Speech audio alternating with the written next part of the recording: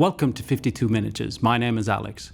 In this video, I'll be building a diorama mixing Warhammer models with scale models, highlighting techniques that I find important when building a diorama, inspiration on composition, building and painting. We'll start right away with the most important thing when it comes to building a diorama, the backstory.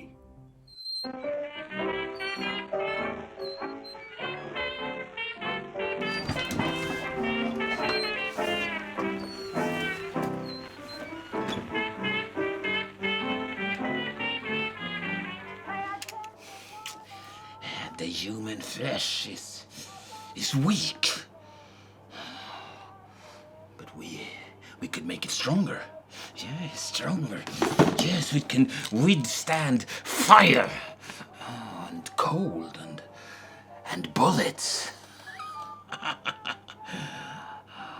The soft brain must be protected by a shell of steel, like an exoskeleton. Hello? Yes. Yes, I know you have a war to win. Yes. Sorry, bad connection.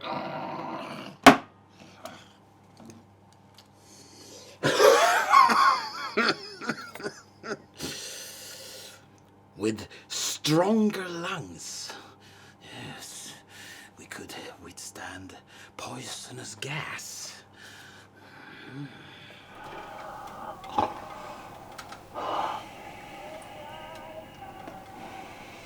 In order to bring peace, we must carry larger weapons. Yeah. At least 15 terawatts. Yes. Yeah, we need stronger soldiers. We need machine warriors.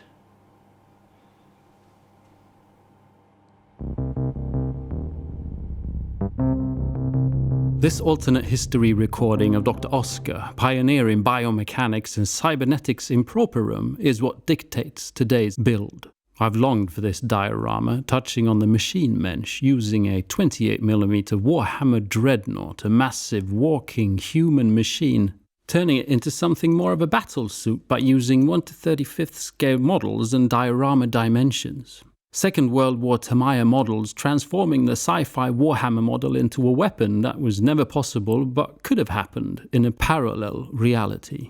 This is my backstory. Yours could be the history of the 18th century mining in Britain, or dwarf mining in Moria, or mining on Mars in the 41st millennium. It doesn't even have to be about mining. Cramped dark spaces might make you uncomfortable. But whatever the backstory, to have one is important. It will rule all decisions henceforth in a good way.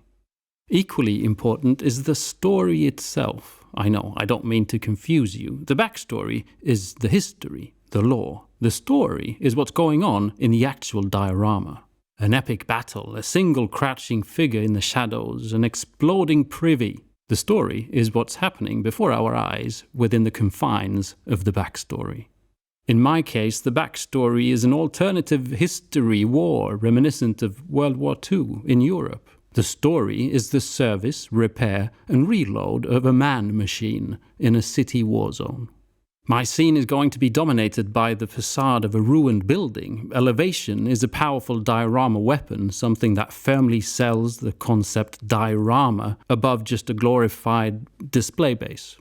The ruined house will not only play the role of the symbolic city, but also add elevation to an otherwise rather flat scene, and like a backdrop visually separate the important machine and crew from our real world. It's also going to firmly set the scale, evaporating any uncertainties related to my mix-up of models. The massive facade is a file I bought from Cults 3D that I've edited slightly. Thanks to the sponsor of this video, Frozen, I've also got a printer large enough to print this in one piece. So let's talk about that. The Sonic Mighty 8K from Frozen. I've used the Sonic Mini 8K for over a year and I'm utterly pleased. No technical issues, no hiccups, marvelous printing quality. Moving to the larger Mighty, I felt a slight predicament. What if this was the road of hiccups? As it turns out, judging from my use so far, the Mighty is as easy to set up and to use, and as reliable as the Sonic Mini. You might think I should talk about the resolution, which is great, and about the size of the build plate, which is huge, and about the fancy extras. But frankly, aside from the fact that I want what comes out to look lovely, and this printer sure excels in that regard, as well as there being lots of it that comes out, I just want things to work, to not be finicky, to be reliable, to be easy to set up, and I'm very much getting all of that. I'll admit that my first print did not go perfectly. That predicament was breathing down my neck again. As it turns out, thanks to the assistance of Max at Max Magnificent Minis, you should check that out, the faulty print was caused by my incomprehension of how to support larger pieces like this. Used to small minis, I never factored in the mass-related factors at play. The Sonic Mighty is great for printing large sculpts with a high level of detail, or when in need to print a ton of miniatures in the same go. For this video, I've printed all the scenery, down to the ammo boxes and even bricks on just a couple of plates. Now, my original file was very clean cut, and so before curing the ruined building, I ruined it some more, cutting chips and wear into the stone and facade. After curing, I sanded the rather sharp edges down. Mind you, please ensure to use a respirator when sanding resin. With all my pieces in place, it was time to lay out the diorama. This is a rather crucial step that I tend to spend a lot of time at. Time well spent, in my opinion. All my little bits, miniatures, pieces of scenery are the building blocks that together tell my story. By now, I have to be mindful of visual aesthetics, of not cluttering the scene. And I need to try and force the eye of the viewer to whatever is really important. I'd say the more bits you add, the more difficult it is. A first diorama, for example, is maybe suitable to keep simple, 1 or 2 miniatures. Go small or go home. I'd printed lots of fun bits, boxes, street signs, random debris. In the end, the more I removed, the clearer the picture and the story. My main focus is the Dreadnought, that it's getting serviced. All the other things set a mood but can't really be more overpowering than the Dreadnought. I decided, for instance, to not use the miniature carrying an ammo crate, 1 miniature too many, as well as to not use the street sign. Eyes will always read text first, and the letters on the sign took too much attention. Even though the fact that it placed us in Berlin was a fun thing, it was not really important enough, not more important than the Dreadnought. After the first rough layout, I had another limiting factor, because I wanted to show you an easy way of framing a diorama by using a cheap picture frame. My diorama was now limited to the size of a prefab picture frame. Instead of building your dream house, this is more like trying to furnish the living room in your rented flat with a sofa that is just way too big, but oh so soft. I had the choice of a smaller frame and a larger frame. I of course went for the smaller. Again, go small or go home. This is becoming my personal guideline for dioramas for several reasons. Most importantly, they can really get out of hand, dioramas, that is. I'm going to have this fight scene with a dragon swooping down over the treetops and in a cellar with a rat guarding a treasure, and then the skeletons break through a wall and the water rushes in while the ninja drops down from the roof on top of the dragon, and that's when the warlord Titan walks in. And there you are 2 years later with a few sheets of blue styrene with toothpicks in them and a magnitude of hand-picked miniatures that for some reason don't seem to paint themselves. Starting with maybe I should do a diorama of a hobbit smoking a pipe on a rock by the roadside is kind of a good idea. I'm not trying to stop you. I've just heard of a lot of dioramas that have never been finished, a few of them my own. And I think a major reason this happens is because they get out of hand. Every little thing we add is another thing that takes time to finish. I was now going to talk about layouts in a visual sense, but I'll save some for later and get into a little detail. After you've been kind enough to click the like button, it really helps, you know. Anyway, I want to talk about textures. Wherever the diorama is bound to be set, there's going to be a lot more different surfaces and structures than when only working on an individual model. To make this all interesting and somewhat believable, variation in textures is something I find very helpful, one of the most important things for me in a diorama. Take this diorama for example. I rolled out cobblestone textures with a textured rolling pin in a mix of green stuff and milliput. The green stuff makes things elastic and workable. The milliput hardens things so they can be sanded down once dry. So that's one texture, cobblestones. While the milliput is out, I dilute some isopropyl alcohol and let that fill the gaps in between the bricks. This adds another texture to the bricks in places but also fills up as mortar, something the 3D printed model was missing. The reason for milliput is that it cures rather than dries through an evaporative process. Sounds complicated? Well, I've tried using acrylic texture pastes for this, but it tends to dry weird as it shrinks. Milliput just hardens. Into the cracks between the cobbles, I smear in a rust texture paste that dries to a fine sand texture, another texture.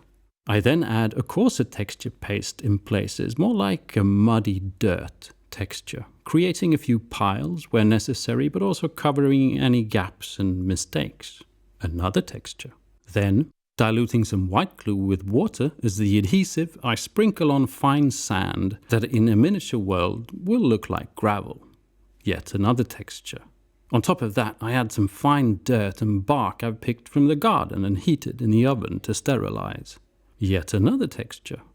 After checking that nothing gets in the way, I then add piles of fallen down bricks and larger stones that I also sprinkle with some dirt and sand.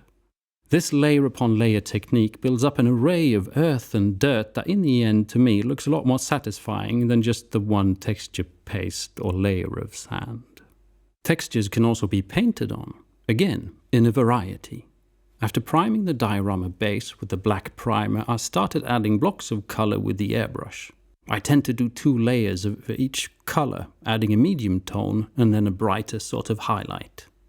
The airbrush is not a requirement, but I find for things like this, spraying on the paint is such a great way to build up an exciting base layer, more alive looking than solid brushed on layers of paint. I then used a sponge to stipple on a plastered texture on the plastered parts of the building. The actual model itself is dead flat, but this rather tedious sponge technique, after repeated layers of watered down paint, really sells the idea of plaster. The stone instead I edge highlighted and painted on scratches, avoiding the sponge. This as well, tedious work, but it gives me the look of 2 very different textures on the building, even though the actual surface of the model is identical on both areas. I also make sure to paint a variety in the bricks, darker and lighter bricks. This gives an utterly satisfying result. I've now got a very pretty looking house that needs to be dirtied down and war-torn, burned out, damp and mossy. I start by first spraying on some transparent paints. This could be transparent inks or contrast style paints, and then I move on to using a dot streaking technique, using oil paints and finally oil washes. I have a more descriptive explanation of these techniques in the video now linked in the upper right hand corner, but I do want to say that I did varnish everything before adding the oil paint. Anyway, for now, instead of explaining what you can already see, I'm going to talk about another concept I find important when working on dioramas in general. And that's the look, or the overall ambient mood. I was early on enamored with the box art of the Tamiya tank crew. Unlike Warhammer, for example, the box art is not perfectly painted miniatures, but instead drawn art. Refreshing. I kind of wanted my entire diorama to have that feel and style. I want it to feel like a painting or a drawing. It could even be a poster from the time, whatever alternative history we're now in. Muted yet exaggerated colors, and so I'm deliberately going for that style. I'm not urging you to do the same, but to be mindful of where you want to go right from the start. And to try and keep that style throughout the painting process, to see the whole diorama as one painting, as one piece. It could all be neon, for all I care, but because the work of the diorama can stretch out over time, it's easy to forget the bigger picture of what it will look like in the end. In my specific case, I also wanted the backdrop to be rather muted to give the miniature models a chance to shine. The dirtying down of the building does make them look more like a drab backdrop, and that is exactly what I intended. An example of trying to tie things together can be seen in my work on the Dreadnought. I airbrushed on a drab yellow military color over the brown base coat, working on a medium color that I then highlighted, same way as I airbrushed the ruined house. I then shaded it with similar colours that I used also on the ruined house, leaving out the green. Then, because this is one of the main characters, I went a little brighter with some final, almost cream highlights. After varnishing the model, I added a few transfers. Transfers are a modeler's best friend, you know. And I don't know why this is Dreadnought number 4, but I figured they don't have that many of them in action. I then painted all the pieces that probably are metal with a black contrast paint. I'm not fond of metallic paints, and on something as large as this, I think black contrast paint will do. Anyway, I then used the same oil dot streaking technique, using the same paints as I used on the building. This will add a similar filter of colours and streaks on the Dreadnought, making it look used and worn, but it will also tie it visually to the rest of the diorama. It's liberating to work on larger pieces like this. I find they don't require as much detailed work to pop. I mean, some edge highlights and all that will make things look stunning, but it's not as necessary as it is on smaller miniatures, just because of their sheer size. Painting the miniatures was me trying to copy the box art. I used very diluted sand yellow paints, building up layer after layer, trying hard to get that drawn art look. Again, the size of these miniatures make them somewhat easier to paint. They are also nowhere near the cluttered, pardon my French, sometimes mess of pockets and pouches and belts and all that Warhammer miniatures have. These are almost just the one colour, but the size and great flow of the sculpt still keeps things interesting. Somewhere in my mind was also the time limit. I know the potholes of overdoing things when it comes to dioramas. The fact that I can take weeks just to finish a miniature or two. And I now had 4 of them and a Dreadnought and all that. And you know, just because we make dioramas does not mean they have to be competition pieces. It's exactly the same as any miniature. We can paint what is called tabletop standard even though we're working on a diorama. I'm always in awe looking at dioramas in model stores or from famous competitions, but that's not the standard. The standard is whatever you make it. Building and painting a diorama is a fun thing in itself, and that in itself can be enough. Now back to the visuals and layout. Something I personally find the most important in a diorama is giving the viewer a whole picture to look at that makes sense, that it's easy to look at, and that it sells the story that I'm trying to sell. I want to help the eyes of the viewer along. Look here. This is where you should be looking. And then, after a while, oh look, there's a little thing over here you might like if you want a deep dive. Placing the models in an aesthetically pleasing manner is a learning process. For me, the easiest way to start is deciding on a view the diorama should be looked at, usually dead on. I then try to make sure that nothing is obscuring that view, that the scene looks relatively neutral and not overdoing things. Moving things around a lot before gluing them in place, sometimes killing a darling, is good practice.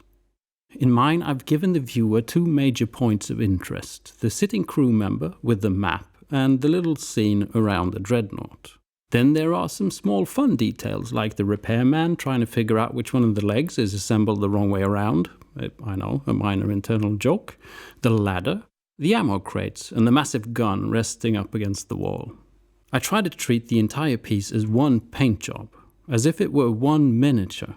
There needs to be shadows and highlights not only on the single miniatures, but on the diorama as a whole. It can also be beneficial to think of the diorama as one miniature in terms of the colour scheme. I have no out-of-place colours in this scene. If you'd use a colour picker, all the colours in this entire diorama could be used on a single miniature and it would work.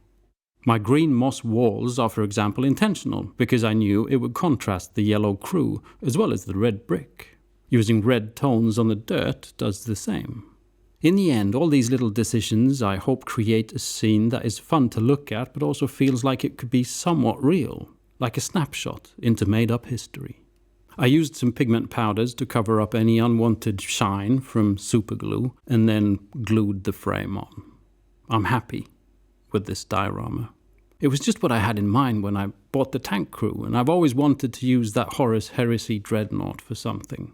I hope you've enjoyed listening to some of the things that go on in my head when working on a diorama. I need to say a great thank you to Frozen for sponsoring this video and creators like myself. Using the Sonic Mighty was a blast and a great asset for future diorama building and modelling. Also, an utterly massive thank you to Oskar, the relatively mad scientist in the cinematic intro. For those of you that have been following this channel, you might recognize him as Oskar the Monster Hunter. That rather epic video is now linked above, please check it out. Also, if you'd like to support Oskar in any way, or you need a props maker of epic proportions, check links down in the description. If you'd like to support the future creations of videos like this one, please consider checking out my Patreon, a subscription service that funds some of my time put into making the videos. With that, a great thank you to all my current patrons. You mean the world to me. Thank you for watching. Bye.